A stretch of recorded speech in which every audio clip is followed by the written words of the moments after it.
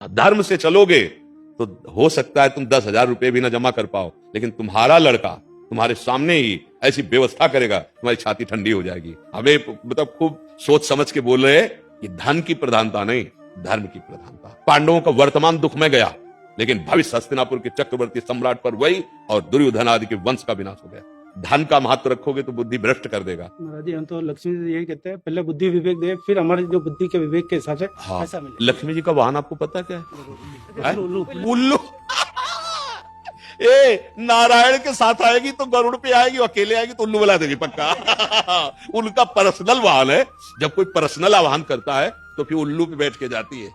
और अगर अगर वो नारायण, तो फिर जब नारायण आएगी तो गरुड़ पर, गरुड़ महाज्ञानी अर्थात ज्ञान विज्ञान। अच्छा, और उल्लू का मतलब है कि दिन में उसे नहीं दिखाई देता, रात में उसे दिखाता है। मतलब ज्ञान में वो अंधकार रहता है और अंधकार में उसे ज्ञान समझ में आता है। उल्टा बुद्धि उसकी हो जाती है। वो पापाचरण में सुख समझता है और धर्म कर्म को नहीं समझ पाता, भगवान को नहीं समझ पाता। तो मुझे लगता है भगवान का आश्रय लेकर धर्म पूर्वक चलने से जो हमें सुख सुविधाएं मिलेंगी वो कुल परंपरागत हमें लाभ देती रहेंगी। मनमानी आचरण करने से हम अपने पुत्रों का भविष्य नहीं बना सकते। क्या फायदा तुम्हारा परिवार असंतुष्ट हो और करोड़ों अरबों रुपया तुमने जमा कर लिए?